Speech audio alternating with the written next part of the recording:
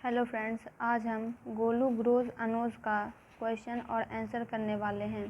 इसका मतलब होता है कि गोलू की नाक बड़ी हो गई। फर्स्ट है, home does Golu ask. Golu ने किससे पूछा, why don't you ever fly like other birds, कि तुम अन्य पक्षियों की तरह क्यों नहीं उड़ती हो।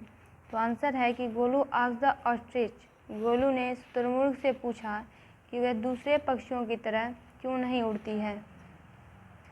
विच uncle of Golu had red eyes. Uncle Golu के किस अंकल की लाल आंखें थी। तो गोलू ह्यूज अंकल, ह्यूज का मतलब होता है विशाल। गोलू के जो ह्यूज अंकल थे वो थे हिप्पोपोटामस और उनकी आंखें लाल थी। Golu's relatives did not answer his questions because. Relatives का मतलब होता है संबंधी। गोलू के जो संबंधी थे, यानी गोलू जो हाथी का छोटा बच्चा था, उसके जो संबंधी थे उसके इन सारे क्वेश्चन के जवाब नहीं दे पाते थे, क्योंकि वो सोचते थे कि the questions were too difficult, यानी कठिन। ये सारे जो प्रश्न हैं जो गोलू के हैं वे बहुत ही कठिन है। Who advised Golu to go to the Limpopo river. Advised यानी सलाह देना। गोलू को किसने सलाह दी कि वह लिम्पोपो नदी पर जाए। तो आंसर होगा मैना। मैना ने गोलू से कहा कि वह लिम्पोपो रिवर की तरफ जाए। Why did Golu go to the river. अब गोलू उस रिवर क्यों जाता है, उस नदी के किनारे क्यों जाता है। तो Golu went to the river to find out what the crocodile had for dinner. Dinner यानी भोजन। तो गोलू इसलिए नदी पर गया था क्योंकि उसे पता लगाना था कि आखिर मगरमच्छ अपने भोजन में क्या लेता है। द क्रोकोडाइल ले on the bank of the Limpopo river. ले का मतलब होता है पड़ा होना या लेटा होना। बैंक का मतलब होता है किनारा। वो क्रोकोडाइल नदी के किनारे, लिम्पोपो नदी के किनारे पड़ा हुआ था। Golu thought it was. Golu ने क्या सोचा कि यह क्या है। तो उसने सोचा कि यह लॉग ऑफ वुड है, यानी लकड़ी का एक लट्ठा है।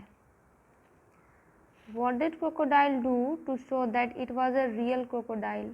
अब क्रोकोडाइल ने यह दिखाने के लिए कि वह सच्चा, रियल यानी सचमुच का मगरमच्छ है, उसने क्या किया। तो द क्रोकोडाइल सेड यानी गिराया, क्रोकोडाइल टीयर्स यानी मगरमच्छ के आंसू कुछ बहाए उसके सामने, यह दिखाने के लिए कि वही सच में क्रोकोडाइल है।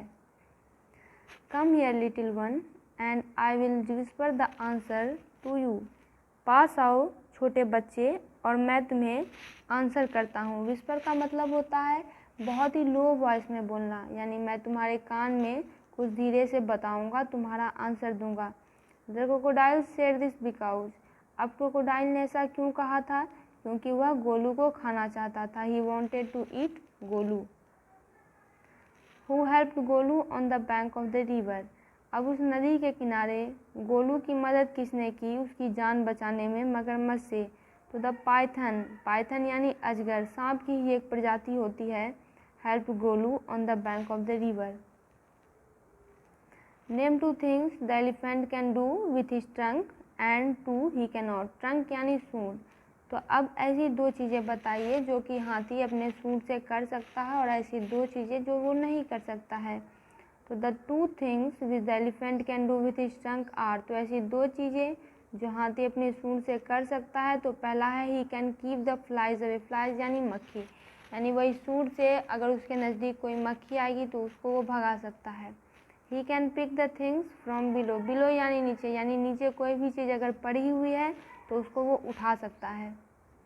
और ऐसी दो चीज़ें जो कि हाथी अपने सूंड से नहीं कर सकता है। तो पहला होगा ही can not stand on his tongue. Stand यानी खड़ा होना, अपनी सूंड पर वो खड़ा नहीं हो सकता है। दूसरा है he can not eat with his टंग, और अपने सूंड की मदद से वो खा भी नहीं सकता है। तो दोस्तों, इसका क्वेश्चन और आंसर कंप्लीट हुआ। वीडियो को लाइक करें, चैनल को सब्सक्राइब करें।